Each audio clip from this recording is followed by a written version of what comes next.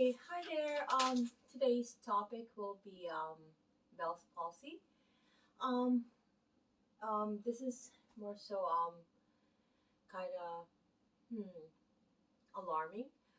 Why? It's because you could sleep at night without any symptoms, and then you wake up in the morning, you have Bell's palsy, right?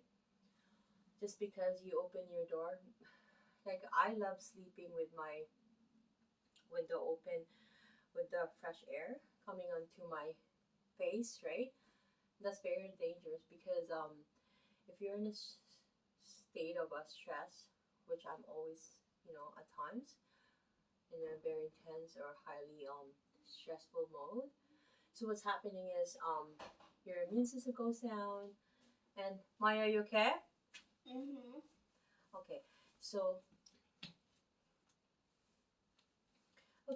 anyways, Bell's palsy is a condition involving a lesion on the facial nerve.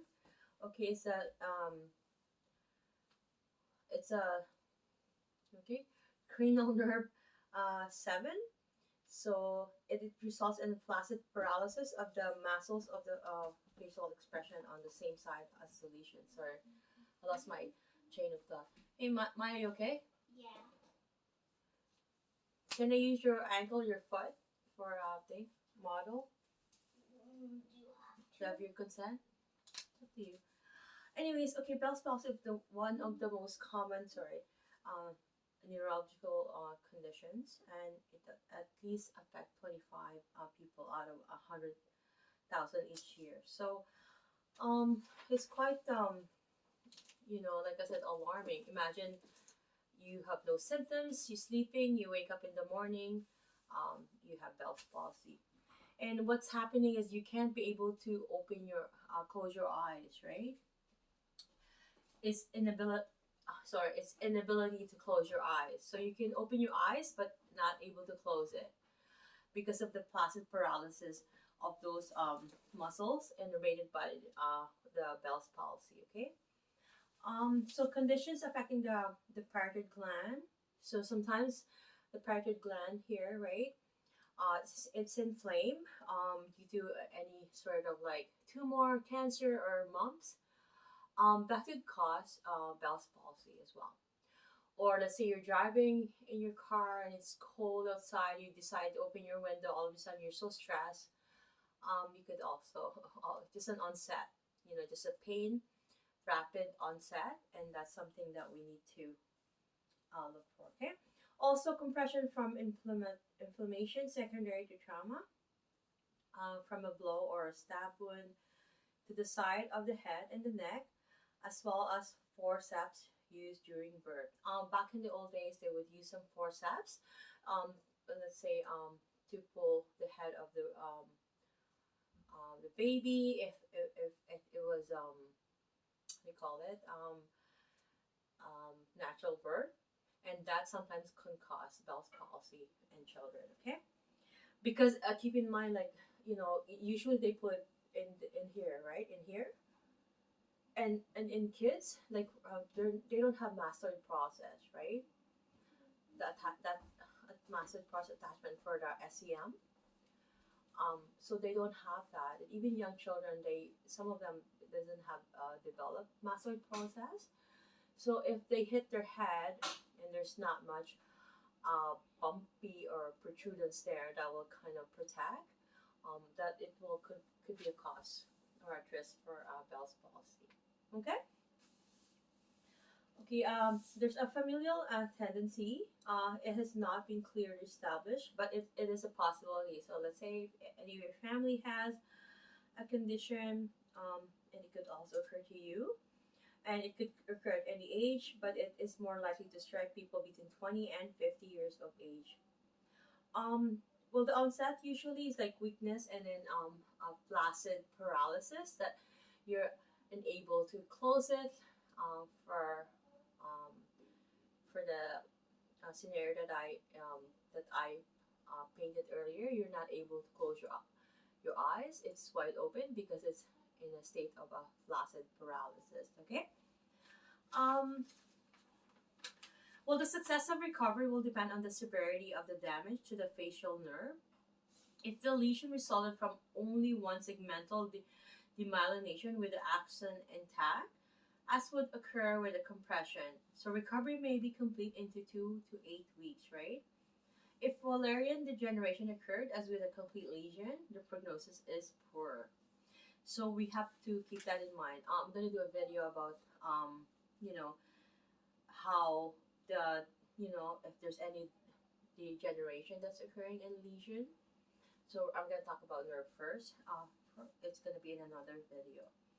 So as with for like nerve regeneration, the facial nerve may regenerate, but in an irregular way. For example, the motor fibers, the neuron that usually supplies the muscle that closes the eye, may find its way to a muscle around the mouth. Okay, so there's that um, rerouting, right? It's firing in a different area. In turn, whenever the person closes the eyes, there may be a twitch at the mouth. So they try to close their eyes, right? And it will have a twitch in the mouth, like here. With autonomic fibers and urine originally supplying a salivary gland may regenerate to a lacrimal gland. That's kind of weird. So instead of producing some saliva, it's gonna produce some tear, right? You're gonna keep on crying without being upset. Wow. When the person salivates, his lacrimal glands are also stimulated and tearing occurs. So there's that recurrence of having to how do you call it, recruit other, right? Let's say your salivary gland, and then it becomes that your tears also coming out at the same time. Okay. This phenomenon is called crocodile tears, since the story goes that these reptiles weep while they eat. Okay. There's really no medical treatment because spontaneous recovery can occur in up to 70% of the cases. Antibiotic drops may be prescribed to prevent damage and infection of the affected eye or an eye patch. But there's also disagreement about the effectiveness of steroids, so we have to look out for that. These are only prescribed only when there's pain or onset, or if the prognosis is considered poor. Ideally, steroids are given within 24 hours of onset. Okay, so we could use a splint to use to relieve strain on the facial muscles. It is a prosthesis consisting of a rod with a hook on each end, so one to fit into the corner of the mouth, and the end to hook around the ear. Um, it's been proven that a lot of people who had a client who is Bell's palsy, they search for massage therapy because it's proven to release all that tension. Although it cannot cure Bell's palsy, but all the tension that's happening in the face can relax the muscles, especially after into a spasm. Okay, so I'm just gonna um read the notes here as to how um, the facial nerve leaves the brain stem and passes through the geniculate ganglion before it separates into two divisions. Okay, so okay, one division is the motor nerve. That's why like the sensory, motor, and auto is affected, like I said, right? So one division is the motor nerve. It travels through the petrous canal of the temporal bone before exiting at the stylomastoid foramen. So here, it travels through the parotid gland, where it then gives off five branches to supply motor function to the muscles of facial expression. Okay, so the temporal branch to the orbital eye and forehead muscles, except the levator palpebrae superioris, which open the eye, the zygomatic branch to the muscle of the zygoma, right? Orbital and intraorbital area. The buccal branch to the buccinator and upper lip muscles. The mandibular branch to the lower lip and chin muscles. The cervical branch to the platysma, the stylohyoid, and the posterior digastric muscle. So the other division has mixed sensory and autonomic fibers, but it enables taste in the anterior two-thirds of the tongue. So it also controls the submandibular and sublingual salivary glands. So the lacrimal glands and a small sensory area of the soft palate and around the external auditory meatus. Okay. Um, it's very unknown, like the cause of it, like I explained, but I have mentioned earlier other contributing factor or other cause that could be contributing to it. But if there's any compression from edema, also like pregnancy or there's an infection in the middle ear. That's why I'm worried if any of my family members have some infection in the ear because it could cause Bell's palsy, right? Or occasionally from diabetes, any hypertension, hypothyroidism. That's also a factor that will contribute to having risk factor to having Bell's palsy. Okay, any leprosy, in the Bible. Remember in the Bible, that's one of the disease that everybody is just. Um, Here's a story where Jesus was not really even faced of the a man who has leprosy, whereas everybody was trying to avoid that man, right? So leprosy is one of a cause that could lead to Bell's palsy. It is thought that as the nerve travels down the long, narrow canal in the temporal bone, even minor swelling could cause a compression of the facial nerve, which could result in a lesion. In the case of pregnancy, 85% of the women who got Bell's palsy acquired it in their third trimester. It generally results in the first few months postpartum.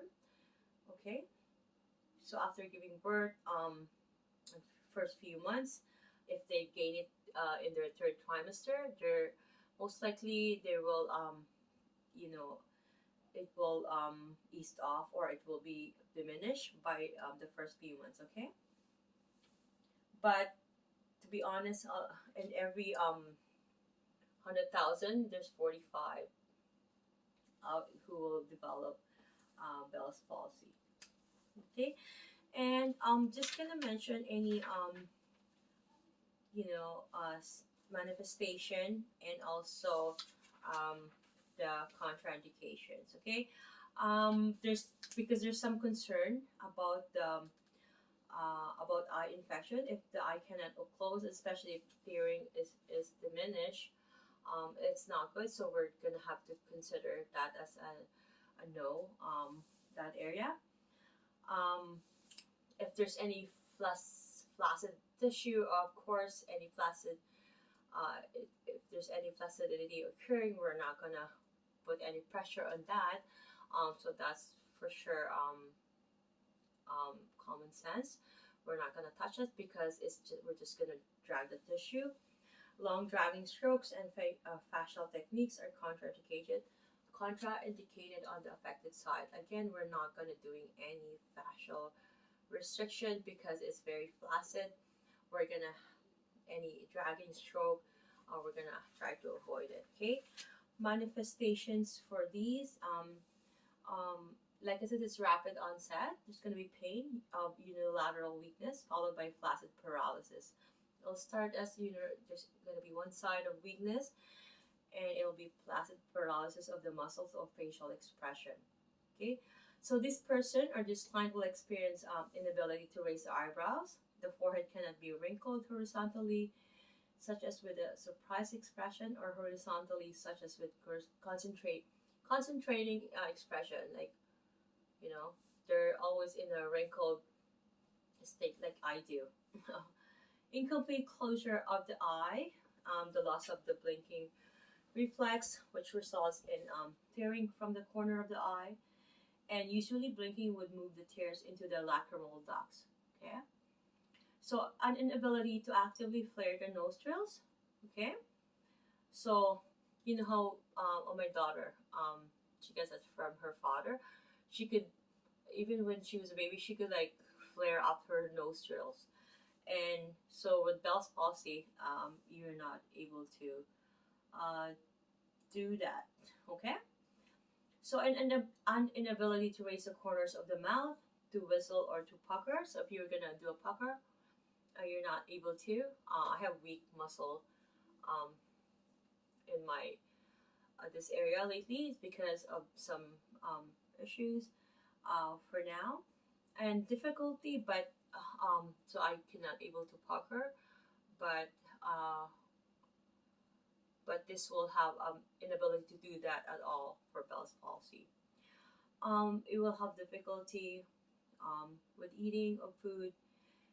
It will, you know, so if you're chewing a person with Bell's palsy, they don't have, because of the paralysis, they won't even feel that they're using their cheeks as a storage. They're when they're chewing, it's not getting stuck there because there's no contracting or peristalsis happening to push that out, and so that you can swallow it, right? So that's not happening. So they're using the affected side as the storage. Okay, they're unable to articulate some sounds, some motions of the face, and any actions of the mouth that could articulate some sounds.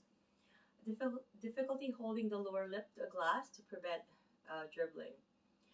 So if we're able to drink and we're able to inability to hold that lower lip, um, to hold the glass, so it will dribble.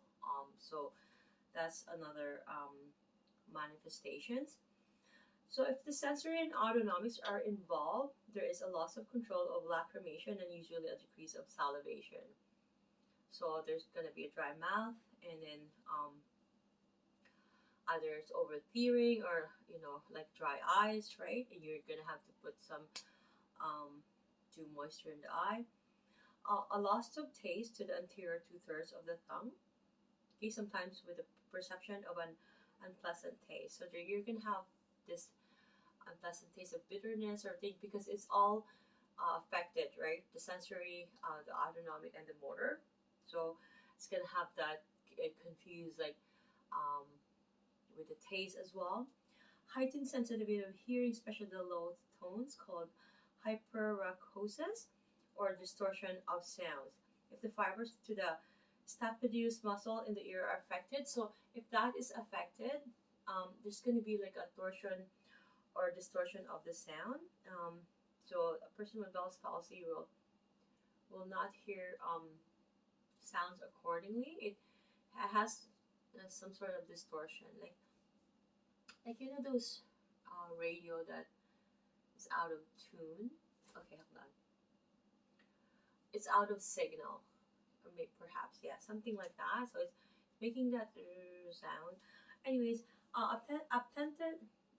There's a sagging of the face and eyelid. Sorry, I'm reading the different face phrases. With possible pulling toward an affected side of the face, normal folds around the eye, nose, and mouth disappear, and the face takes on a smooth appearance. Okay, so what's happening is it's gonna be the pulling of the face on the unaffected side, and it's gonna be like a flat, smooth appearance more so because this is in tight, so this is pulling, so it's gonna be like a smooth because it's being stretched. Imagine if a face being stretched, right? We don't have wrinkles on this side, but then it's all on this side. That's what's happening, right? Okay, so attempted facial expression are distorted. For example, attempts to smile result in pulling of the lower facial muscles towards the unaffected side, since only the unaffected muscles can perform the action. Okay, so the combined effects creates a grimace-like expression. It's like doing this, like it's somebody's always like as if they're making like being sarcastic or being making a grimace expression. Okay, the distortion of facial expressions can have a profound emotional impact on the person. Often there is embarrassment about appearance as well as anxiety about recovery. So the usual sudden onset that lacks an obvious cause is also disconcerting. So the client may hold the head down and away in order to hide the face. Sometimes the hand is held over the affected side. Usually they will do this, and then they will hide, of embarrassment, as if it's their fault that they have the Bell's palsy, right? And obviously they have everything is intact, their mind, their mental state. So they're gonna be having that emotional aspect of being shy, and you know having to deal with that condition. Um, so let's say Bell's palsy is not really painful in general, but if there's a pain associated with it, especially on the onset, meaning, and then I told you, I have said that it's a rapid onset, meaning it happens rapidly. And if it's associated with pain, meaning prognosis is really, really slow.